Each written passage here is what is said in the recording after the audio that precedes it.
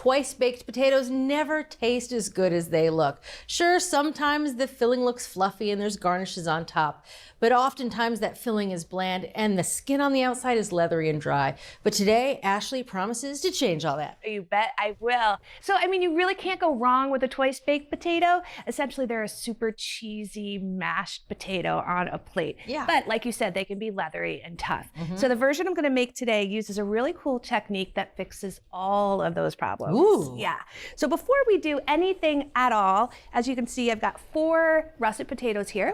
They're between 8 and 10 ounces each. It's important for this recipe to buy potatoes that are even in size just to ensure that everything cooks at the same rate. Makes sense. So I'm going to pierce both sides about 3 times each, so 6 pierces total per potato. Okay, that's very specific. It is, because it's the perfect amount that's going to allow the steam to release so that the potatoes don't get too tough and leathery as they're in the oven. That makes sense.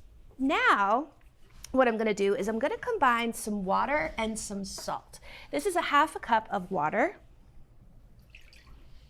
And I've got a tablespoon of salt. All right. That's a pretty strong brine. You're right.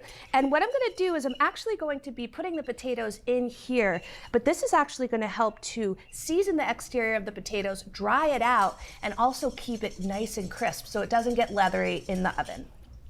It's not going to hang out here for very long. I'm just going to make sure that it's moistened on the exterior of the potato. So you're just coating them with salt water. A nice potent salt water. Now all we have to do is put this into the oven. I've got a nice hot oven that's preheated to 450 degrees. Oven rack's at the middle position. And I'm gonna bake these until they register 205 degrees on the interior, which should take about 50 to 60 minutes. And 205 degrees is really important because that is gonna be the sweet spot for where we wanna stop cooking the potatoes. All right. Julia, do you mind closing the door for me and just reducing the temperature of the oven to 400? You got it.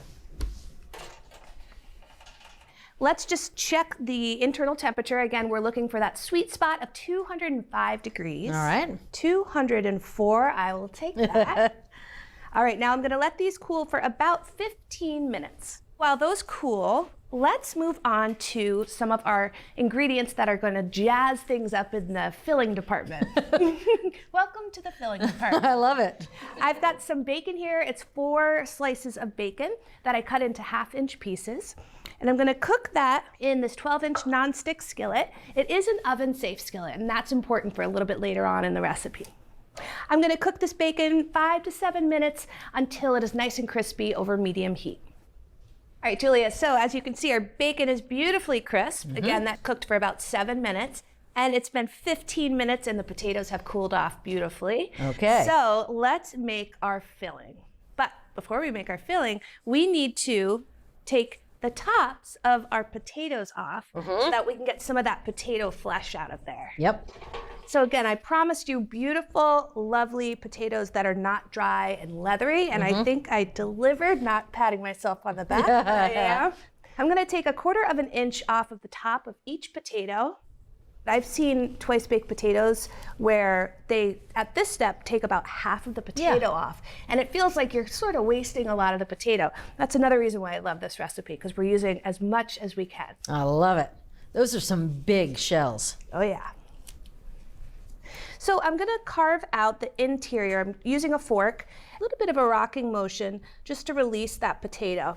Now, before I make a huge mess, I'll make a intentional mess and just scrape the flesh of the potato like so. You can see how hot it is. Yeah, but it's not too hot. Again, because we had that rest time. And I'm gonna leave about 1/4 inch of a border in the potato skin. For a little structure. Exactly. All right, so now that I've got that potato empty, I'm just gonna put the shells just over here. And again, repeat, just in a little bit of a rocking motion. I've got all the potatoes scooped out, so now let's make our filling. So I've got the usual suspects here. I've got some melted unsalted butter. This is 3 tablespoons. And then I have some sour cream. This is 1/4 cup. And then some salt and pepper, 1/4 teaspoon of each.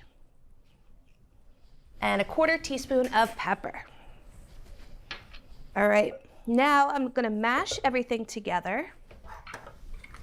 That smells good. I know. A lot of recipes we found added things like scallions and cheese over the potatoes, but we actually preferred it stirred into the potato. Yeah, that makes sense. Yeah. 3/4 cups of shredded sharp cheddar.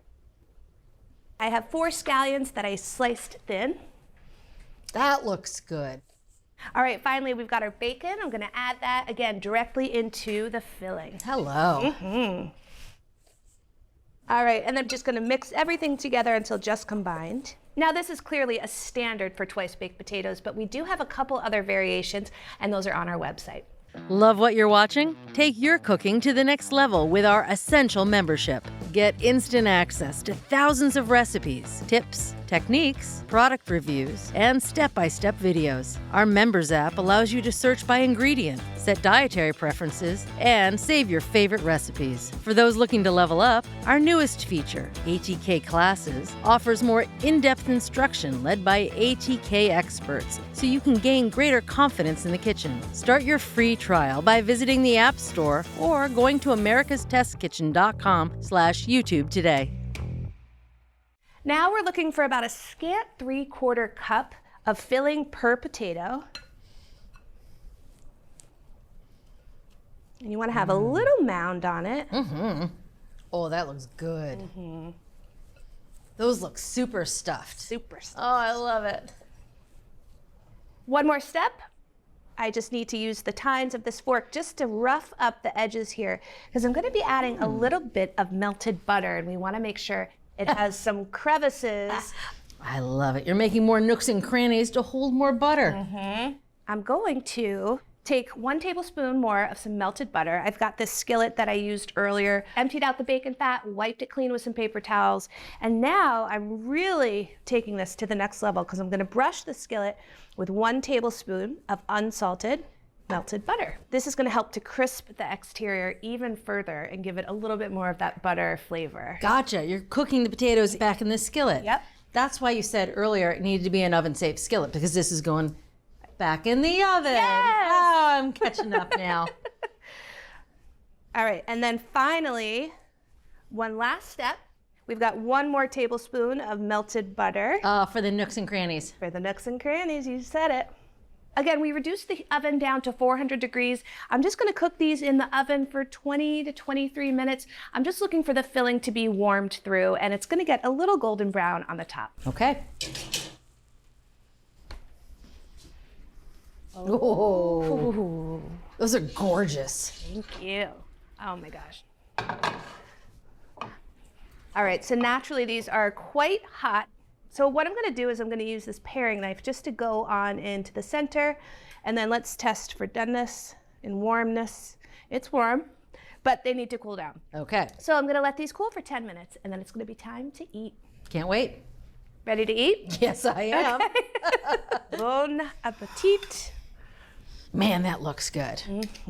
The question isn't if it looks good, though. It's how it tastes. Okay. I'm going right into the middle. Oh, okay. Oh boy.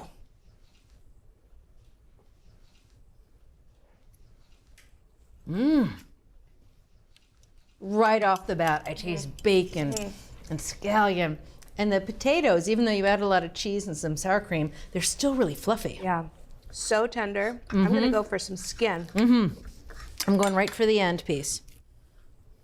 For full episodes of your favorite cooking shows, head over to ATK's Full Episodes channel on YouTube. You can stream complete seasons of America's Test Kitchen, Cook's Country, and more. See you there.